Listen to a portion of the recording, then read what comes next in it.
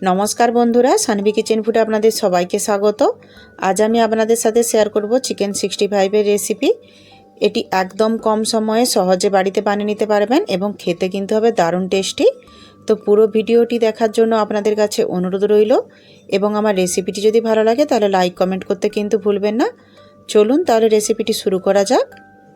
एखाने आमी 250 ग्राम मतो चिकेनके खूब भालो करे परिष्कार करे निये छोटो छोटो टुकरो करे केटे नियेछि। प्रथमे आमी चिकेनटाके मैरिनेट करे नेब। दिये दिচ্ছি 1 चामच आदा रसुन बाटा, 2 चामच टक दई,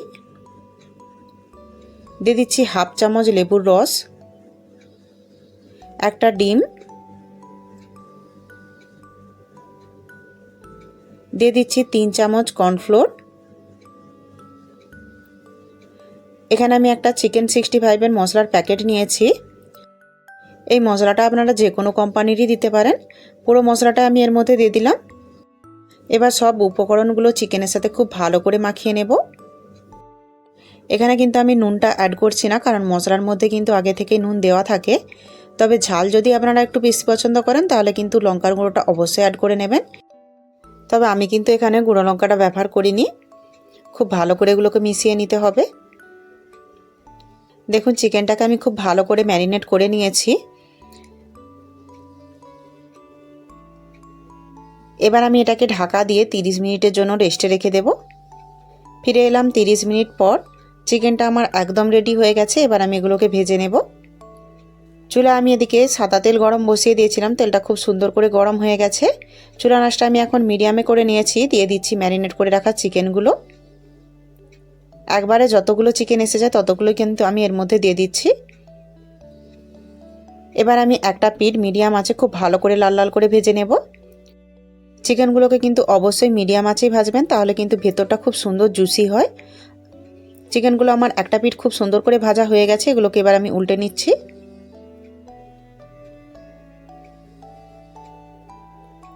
সবগুলো চিকেন আমি উল্টে নিয়েছি। একই রকমভাবে আমি অপর পিঠটাও মিডিয়াম আঁচে খুব ভালো করে লাল লাল করে ভেজে নেব।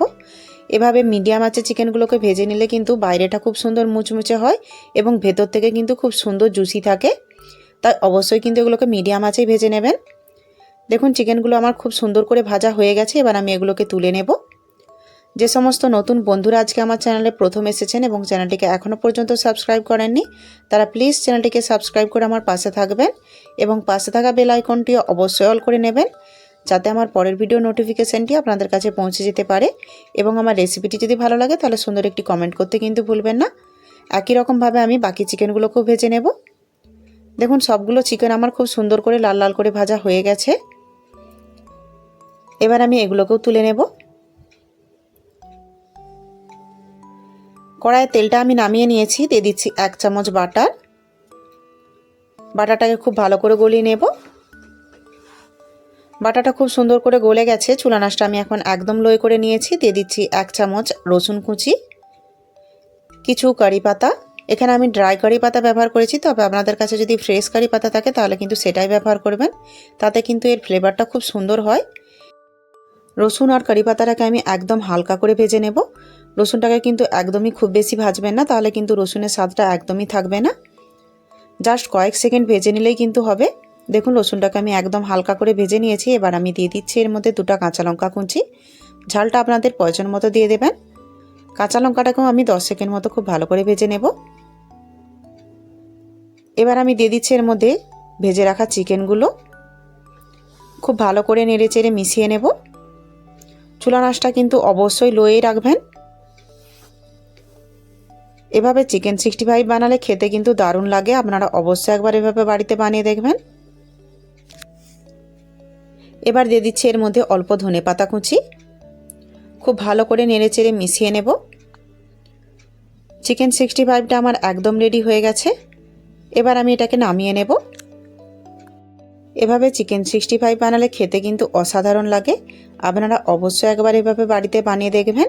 বাচ্চা থেকে বড় সবাই খুবই পছন্দ করবে। আমার রেসিপিটি যদি আপনাদের ভালো লাগে তাহলে প্লিজ লাইক শেয়ার এবং সাবস্ক্রাইব করে আমার পাশে থাকবেন এবং পাশে থাকা বেল আইকনটি অবশ্যই অল করে নেবেন, যাতে আমার পরের ভিডিও নোটিফিকেশনটি আপনাদের কাছে পৌঁছে যেতে পারে। এবং আমার রেসিপিটি যদি আপনাদের ভালো লাগে তাহলে সুন্দর একটি কমেন্ট করতে কিন্তু ভুলবেন না। পুরো ভিডিওটি দেখার জন্য আপনাদেরকে অসংখ্য ধন্যবাদ। ভালো থাকবেন, সুস্থ থাকবেন। দেখা হচ্ছে পরের ভিডিওতে।